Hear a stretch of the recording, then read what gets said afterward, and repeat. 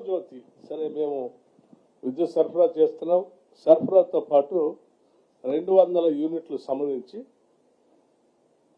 రాష్ట్రంలో మేము ఇచ్చినటువంటి వాగ్దానం మేరకు గ్యారంటీ సంబంధించి 200 యూనిట్ వరకు 200 యూనిట్ల లోపల ఉన్నటువంటి వాళ్ళందరికీ ఉచితంగా కరెంట్ ఇస్తామని చెప్పాం. దీన్ని మీ అందరూ తెలిసి మీ అందరి సమక్షంలో ఇక్కడ నుంచే లాంచ్ చేశాం 27వ తారీఖు. ఈరోజు రాష్ట్ర వ్యాప్తంగా పెద్ద ఎత్తున ప్రజలంతా కూడా దీన్ని అద్భుతంగా వాడుకుంటున్నారు. కొంతమంది అక్కడక్కడ ప్రచారం చేస్తూ ఉన్నారు కావాలని, ఏమని అందరికీ రావట్లేదు, కొద్దిమందికే వస్తూ ఉంది, కొద్దిమంది బిల్లులు వస్తూ ఉన్నాయి, కొద్దిమంది రావట్లేదు, మీరు అందరికి ఇవ్వట్లేదు, 200 యూనిట్ల వరకు ఇస్తా అన్నారు కదా, మీరు అందరికి ఇవ్వాల్సిందే, ఇచ్చి చూపించండి.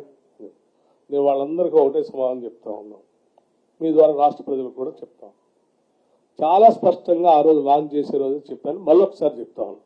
200 యూనిట్ల వరకు వాడుకునేటువంటి ప్రజలందరికీ ఉపయోగం ఉన్నటువంటి వాళ్ళందరికీ కూడా ఉచితంగా అంటే 0 బిల్లు ఇస్తున్నాం.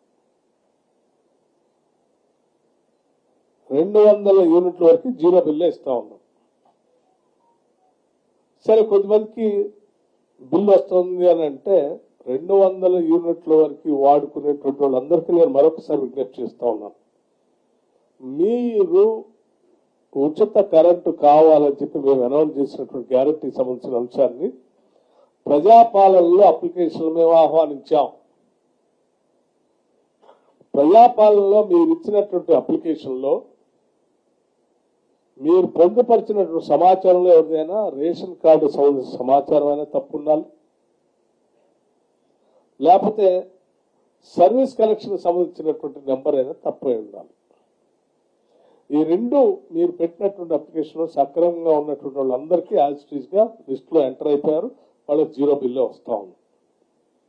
సరే మీరు ఈ పొరపాటును ఎంటర్ చేసి ఉంటే కూడా మీకు 200 యూనిట్ల లోపల ఉంటే బిల్లు వస్తూ ఉంటే కూడా నేను స్పష్టంగా చెప్తున్నాను, మీరు కూడా బిల్లు కట్టాల్సినటువంటి అవసరం లేదు.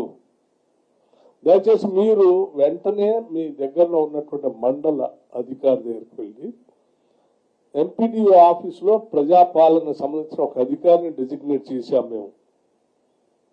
మీ సర్వీస్ మీటర్ సర్వీస్ నెంబర్ సంబంధించి మీ రేషన్ కార్డు సంబంధించి దయచేసి ఆ అధికారి దగ్గరికి వెళ్ళి అప్లికేషన్ ఫిల్ చేసి నెంబర్ కరెక్ట్ గా ఎంట్రీ చేయవస్తే మళ్ళీ అది ఆటోమేటిక్ గా అప్డేట్ అవుతుంది, మీరు ఆ లిస్ట్ లోకి వచ్చేస్తారు. సో ఎవరు కంగారు పడాల్సిన బిల్, మీకు పొరపాటున బిల్ వస్తే కూడా బిల్ కట్టాల్సిన అవసరం లేదు. అంటే మీరు నెంబర్ ఎంట్రీ చేయకపోవటం వల్ల పొరపాటున మీకు బిల్ వస్తే మీ సర్వీస్ నెంబర్ మీరు సక్రమంగా ఎంట్రీ చేసుకోలేదు కాబట్టి ఆ ప్రజాపాలన మీరు ఇచ్చిన అప్లికేషన్ సక్రమంగా లేకపోవటం వల్ల బిల్ వస్తే కూడా మీరు 200 లోపల ఉంటే మీరు తిరిగి మళ్ళీ ఎంపీడీఓ ఆఫీస్ దగ్గరికి వెళ్ళొచ్చు, అక్కడ దాన్ని రెక్టిఫై చేసుకోవచ్చు, ఎంటర్ కావచ్చు. అప్పటి వరకు మిమ్మల్ని సరే మమ్మల్ని ఎవరైనా బిల్లు అడుగుతారు కదా, వేధిస్తారు కదా, వేధించరు ఎవరు. 200 లోపల మీ బిల్లు ఉంటే మిమ్మల్ని ఎవరు బిల్లు అడగరు, క్లియర్. అలా అని చెప్పి మీరు అట్లా బిల్లు పెట్టుకుని వాడండి. దయచేసి ఆ సెంటర్కి వెళ్ళండి, దాన్ని ఎంట్రీ చేయించుకోండి, ఆటోమేటిక్గా ఆ లిస్టులో ఎంటర్ అవుతారు. ఇది ఐఎమ్ అప్పీలింగ్ 200 యూనిట్ లోపల ఉన్నటువంటి వాళ్ళందరికీ అప్పీల్ చేస్తా ఉన్నాను. మిమ్మల్ని ఎవరు ఏ కరెంటు సంబంధించిన అధికారి వచ్చి మిమ్మల్ని బిల్లు అడగడం, కానీ మీకు వచ్చిన బిల్లు ఎంపీడీ ఆఫీస్ దగ్గరికి వెళ్ళి మీరు ఎంట్రీ చేయించుకోండి దయచేసి. సో ఎవరికైనా సరే వీళ్ళు పాపం బిల్లు ఇవ్వకుండా ఉంటే బాగు, కొద్దిమందికైనా కొడితే బాగు అని ఆశపడేటువంటి వాళ్ళు ఉంటే వాళ్ళకి కూడా చెప్తున్నాం, నేనేం ఆశపడబాకుండా అట్లా ఏం లేదు. మేము అందరికీ స్పష్టంగా మరొకసారి చెప్తా ఉన్నాం, 200 యూనిట్ లోపల ఉన్నటువంటి వాళ్ళందరికీ ఉచితంగా కరెంట్ ఇస్తా ఉన్నాం, క్లియర్. ఇది ఇంకా ఎవరికైనా డౌట్స్ ఉంటే కూడా మీరు మళ్ళీ మైక్ ఇవ్వండి అమ్మా.